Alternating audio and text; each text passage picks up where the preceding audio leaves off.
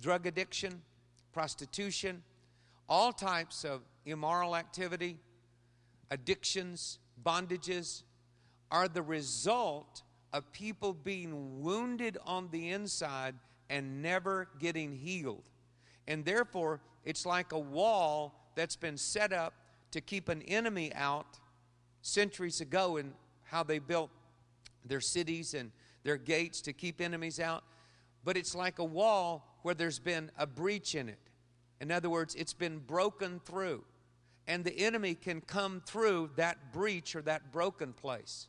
And so people that are wounded on the inside, there's a broken place in their life where the enemy comes through, and often the way he comes in, people may not be able to connect it with what happened in their brokenness until someone, by the Spirit of God, says to them, what happened in this situation?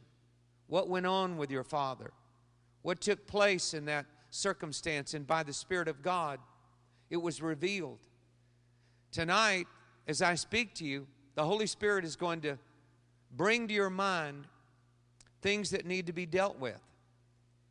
He's going to heal in your heart. Now, what God has already healed and what's already done, we do not want to drag up again. It's done. It's over. If you're healed and it's over, we go on. But there's some people that have not dealt with things. And so I'm speaking to those of you here, but I'm also speaking to people that you are going to minister to by the Holy Spirit outside these walls. Some of you have family members that you know their suicidal tendencies are the result of a wounded place in their heart. You know things that have gone on in their life on the outside. That's not the main problem. It's an inside problem. And God is going to use you to minister to these people. Will y'all agree with me for that?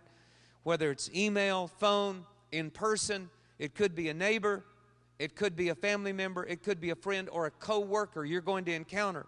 You see, we've taught you when someone expresses a pain in their body or something they're suffering from physically, to be quick to step up and say, I'll pray for you, and then to move and respond on that. But often when people do other things, folks haven't been as quick to respond and recognize what the issue is.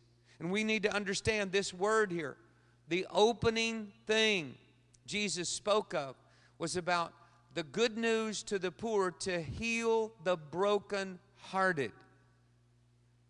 What happened in the fall of man was it opened the door for hearts to be broken. This is the spirit of a man.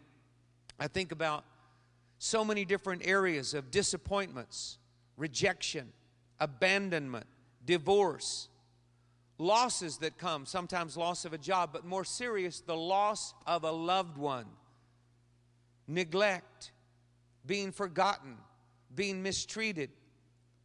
And people live with those things with a wounded spirit that's come by words that someone has spoken, by actions that have been taken, or by experiences that may have been related to nature or just events that took place, whether it was a war, a climatic change, some type of weather destruction, and it left a trauma inside of their spirit.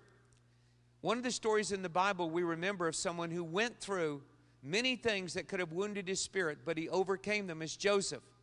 Sold by his brothers, and they really wanted to kill him, but they could make more money by selling him alive.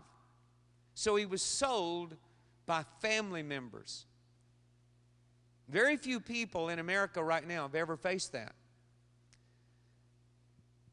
We know human trafficking and human slavery is an issue worldwide, but most of you have not experienced that personally, and it's hard to even fathom it. People that you grew up with selling you into another country. That's happening right now worldwide. Joseph was sold, and then he was slandered. He was lied about, something he did not do. In fact, it was the exact opposite. He had kept his integrity, he had kept his purity. And that was the very thing he was accused of. So here we have accusation or slander, his name, his character, slandered in a way that he had no recourse. He's a young teenager, possibly a young man in his 20s. By this time, he served in Potiphar's house for a period of time. And he's accused by Potiphar's wife. So here he's dealing with the whole thing of self-image, who he is in a foreign land. And then he's placed in prison. So now he's got a prison record. If you think prisons are bad now, think about prisons 3,500 years ago in Egypt. Being in a place that we would say is a dungeon.